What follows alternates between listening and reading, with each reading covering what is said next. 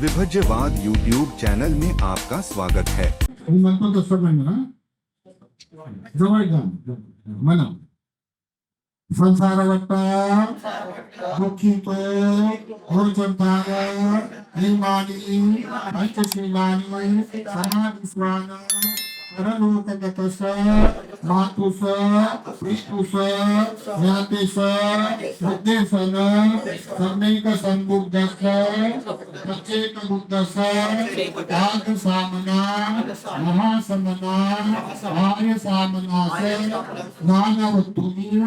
रोजमन सपामिन मान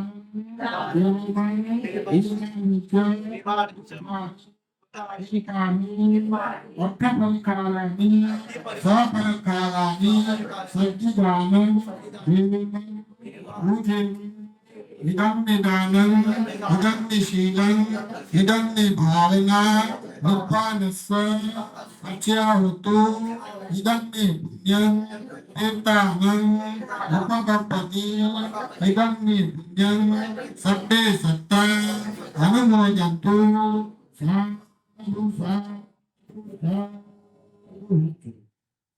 Yujidam pajitantu yang kitamiwa samijantu sabde purintu cinta sangkapa coba penurusayata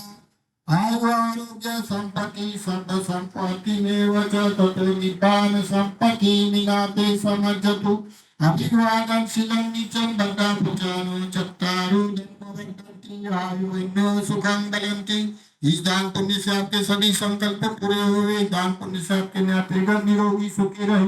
ये दान पुण्य कर्म का सभी सत्व अनुमोदन करे साधु साधु साधु देवलोके वजन्ति हवेच बालं न प्रशंसन्ति दानं धीरोच दानं अनुमोदमानो तिलसंच होती सुखी परंतम साधु साधु साधु महाकारुणिक सम्यक संबुद्ध जिन्होंने उपदेश किया सद्धर्म इस सद्धर्म में ब्रह्मचर्य करने वाला आर्य साधक संघ तीन रत्नों के प्रति शीर्षाबंधन करते हुए विशेष रूप से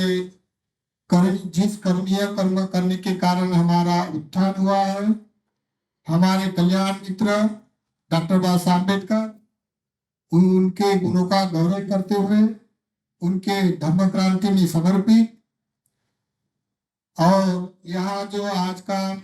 भिक्षु संगदान सपरिकार अष्टपरिकार नाना वस्तु का जो दान है सब भोजन सब पानी दान दिया गया है उस दान देने वाले जो गढ़चिरौली की उपासक है या कौशल नगर के आने वाले उपासक है चंद्रमणि नगर के उपासक है या स्थानीय बुद्ध विहार के उपासक है अंबाधरी के और भी बहुत सारी जगह से आए हुए उपासक ने अपने दान धर्म करने हेतु पुण्य संपादन करने हेतु आए इन सब का दान का पुण्य का अनुमोदन करने जा रहे तो सबसे पहले ये बोला गया है जिस वर्षवास काल में जो अन्य अन्य राष्ट्रों में भी जो लोग होते सभ्यता के जो लोग होते ये दान धर्म करने में अपनी रुचि लेता है और पूरे ये 3 महीने दान धर्म करने का में लगाया जाता है तो पूरी तरह समर्पण होकर अपने वाले त्याग में जीवन यापन करने वाले अधिष्ठान यज्ञ भी करते हैं और यहाँ लोगों के घरों में श्रवण सभ्यता होने से यहाँ पराधिकता नहीं स्वयं प्रकाशित होने वाला सद्धर्म प्रकाशित करने से यहाँ विशेष रूप से श्रमणों को माना जाता है श्रमणों को श्रमण के अनुशासन में रहना धन्य मानता है क्योंकि उसका अर्थ होता है तो इसलिए ये लोग दान करते हैं तो वैसे अधिकतर दान की स्पर्धा चलती है बड़ा चढ़ाकर लोग दान देते रहते हैं तो दान का जो अभी जो बोला गया है कि नहीं कदरिया देवलोकी वजंती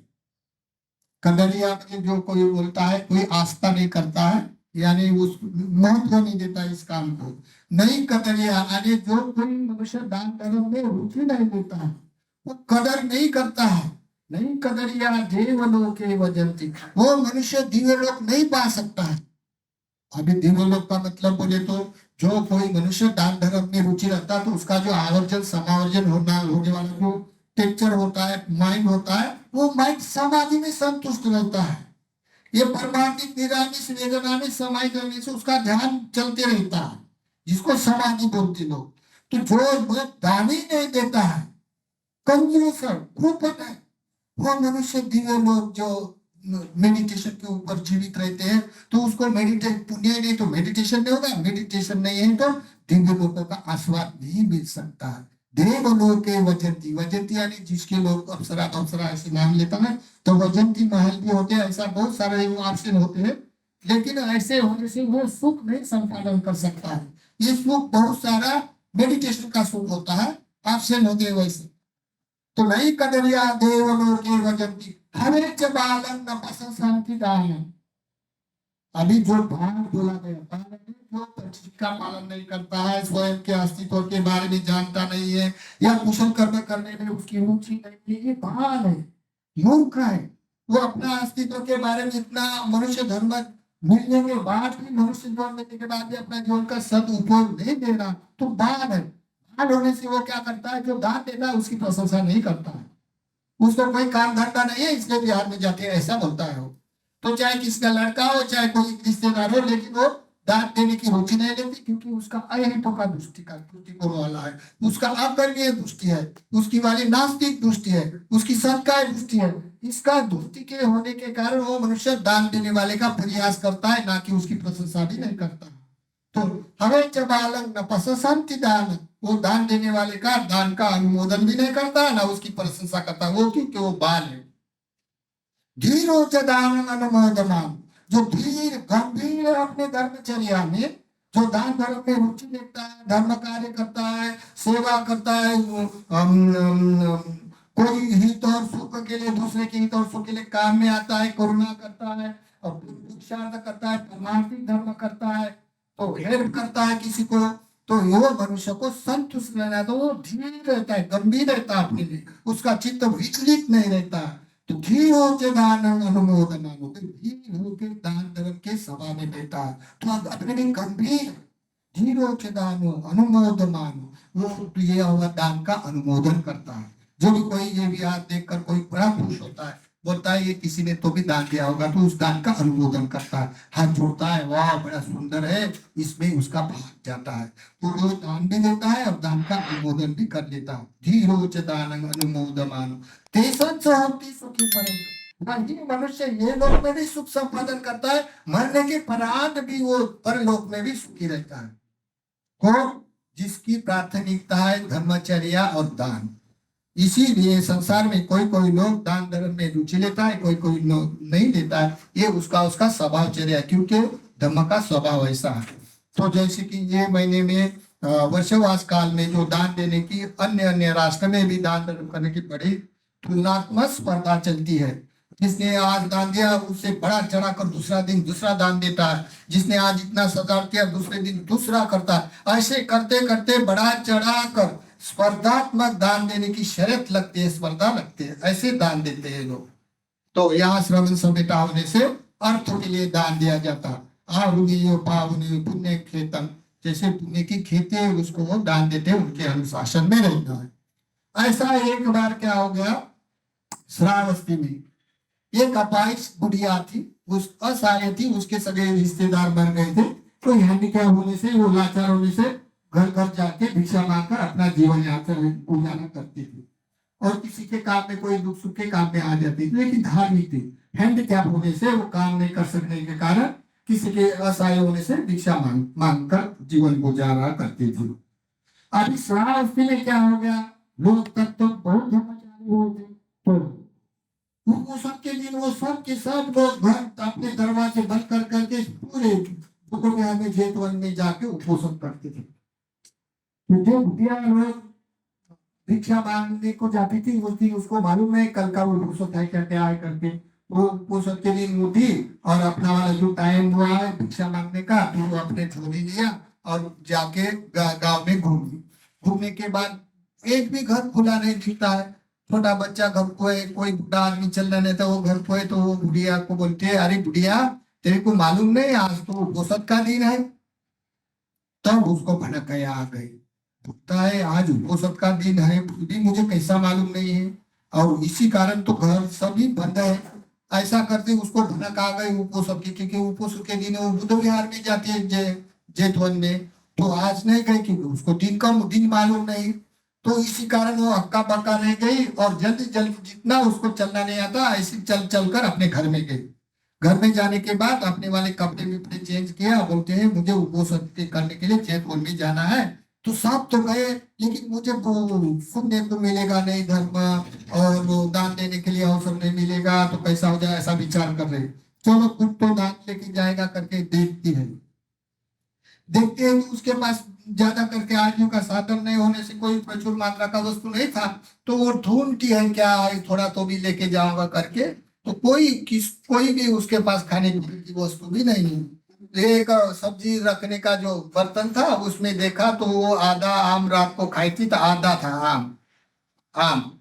तो आम था, बाकी कोई नहीं दिखा, तो उसने तो आधा आम लिया और अपने पोटली में बांधा और अपनी काटी लेके तुरंत जा रहे। अब जल्दी जल्दी जा रहे, लंगड़ी होकर भी इतने स्पीड से जा रहे, उसको भी मालूम नहीं, क्योंकि उसकी आतुरता है। वो अपनी भाव विभोर होके अपने भावनात्मक चल रहे, तो उसकी चाल इतनी बदल गई, वो कब गई जेठों में उसको भी मालूम नहीं, क्योंकि उसके पास महाकुशल चित्त उत्पन्न हो गया। इसी कारण कोई भी मनुष्य को धार्मिक होने से, गंभीर होने से ऐसा मालूम भी नहीं होता टाइम। तो वो चली गई। चली जाने के बाद वहां सम्यक संबुद्ध ने सब उसका दान ले लिया, लेकिन तथागत आप मिल करके शांत होके बैठ गए, और लोग अपनी राह देख रहे, तथागत आप खोलेंगे और हमारे दान का अनुमोदन करेंगे। लेकिन तथागत जानता है ये बुढ़िया है ना, देर से आ रही है, अगर मैं पहले दान का कार्यक्रम चालू करूं तो ये धर्म में प्रतिष्ठित नहीं होगी, इसलिए तथागत जानते हैं, और तथागत शांत होके बैठे। लोग विचार कर रहे, अभी आधा घंटा हो गया, ये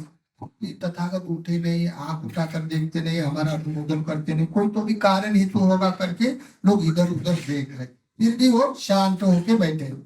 जैसे ये बुढ़िया आई और अपना आधा